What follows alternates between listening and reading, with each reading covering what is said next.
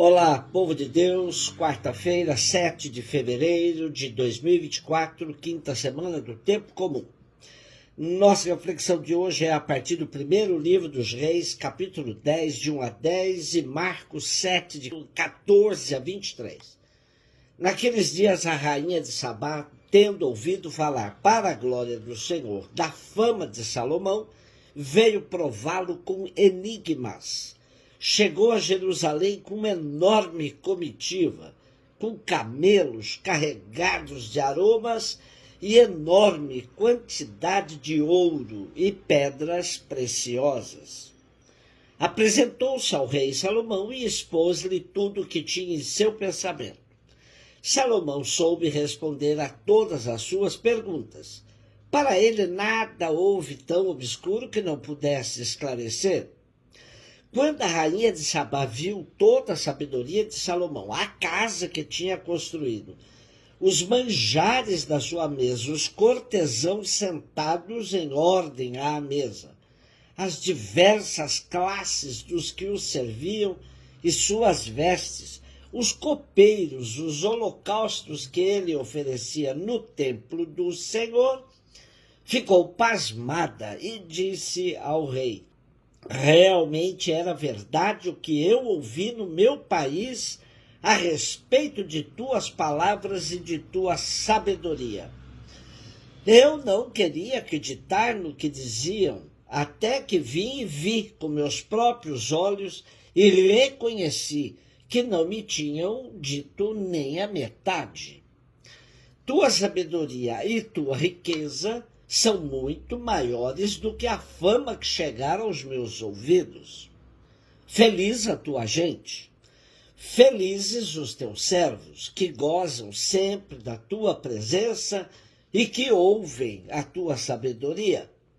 Bendito seja o Senhor teu Deus, a quem agradaste, que te colocou sobre o trono de Israel, porque o Senhor amou Israel para sempre e te constituiu rei para governares com justiça e equidade. Depois ela deu ao rei 120 talentos de ouro e grande quantidade de aromas e pedras preciosas.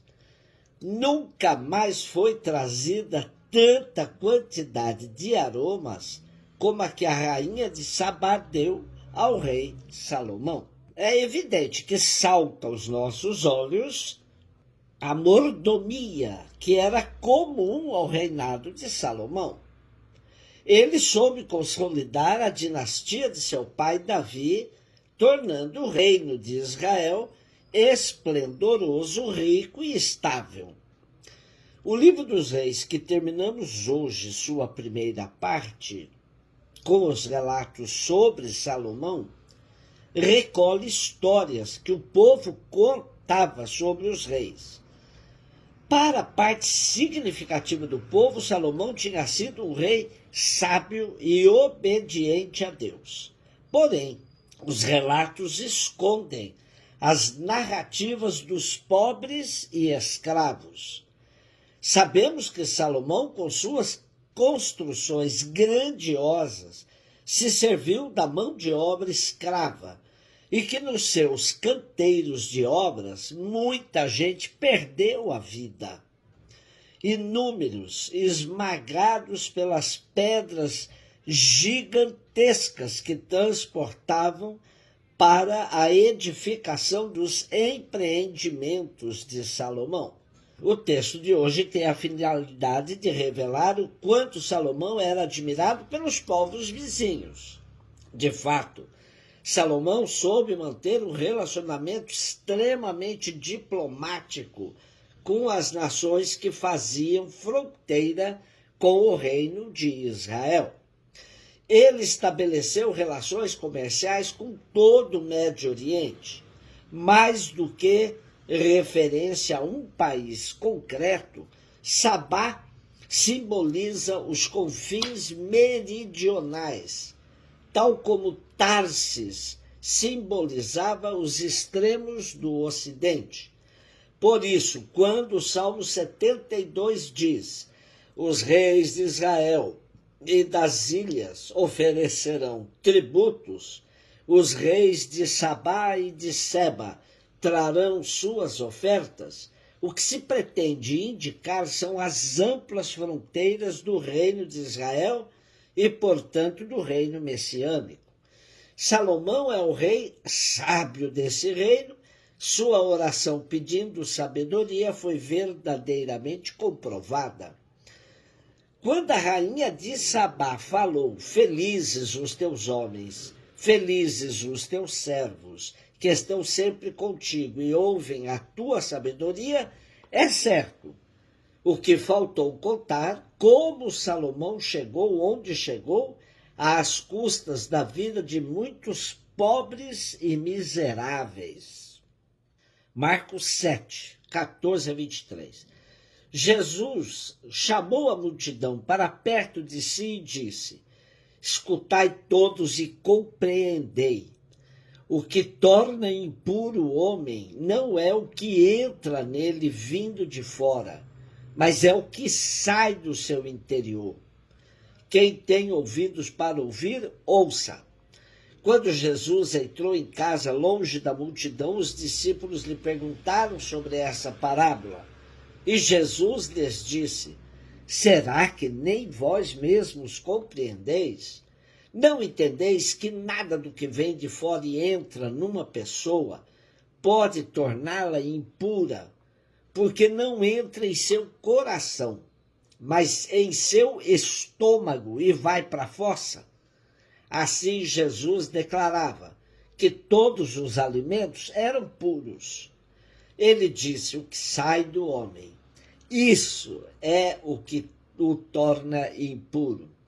Pois é de dentro do coração humano que saem más intenções, imoralidades, roubos, assassínios, adultérios, ambições desmedidas, maldades, fraudes, devassidão, inveja, calúnia, orgulho, falta de juízo.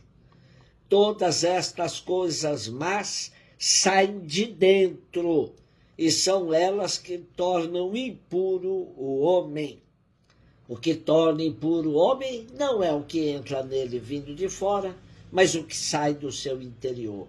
Dizendo isso, Jesus enfrenta todo o sistema da lei que vivia cuidando das minúcias do código do comportamento social, mas se esquecia do essencial: cuidar do coração, que era a fonte de todo mal. Jesus, uma vez mais, apela para a coerência e pela relação intrínseca que há entre fé e vida. Cuidar do exterior, descuidando do interior, era uma prática comum das autoridades judaicas, dos fariseus e mestres da lei. A prática religiosa descolada dos seus compromissos éticos era das coisas que Jesus mais abominava. O mundo é criação de Deus, portanto, não pode ser classificado como coisa impura por si mesma. O que o torna impuro é a maneira com que a humanidade trata as coisas do mundo. É sempre bom lembrar que para os judeus contemporâneos de Jesus, o coração era também o centro do pensamento. Eles não separavam o que vinha do coração do que vinha do cérebro. Por isso, Jesus fala que é do coração que brota toda a sorte de vícios e maldades presentes na humanidade. Sendo assim, a pureza ou a impureza das coisas depende do coração da pessoa. São nossas atitudes e opções no uso das coisas que as pode tornar impuras. Não há nada sagrado ou profano, puro ou impuro em si. A criação é secular, pode ser profana, pode ser sagrada. A sacralidade e a pureza vêm às pessoas e ao mundo, não de modo automático, pelo contato com determinadas coisas, lugares ou pessoas, mas unicamente através do canal do diálogo entre Deus e a humanidade. Constantemente vemos pessoas que se escandalizam quando um sacrário ou uma hóstia consagrada são profanados. E essa mesma reação Jesus cobra de nós quando um pobre é explorado, quando milhares de pessoas não têm garantido o pão de cada dia.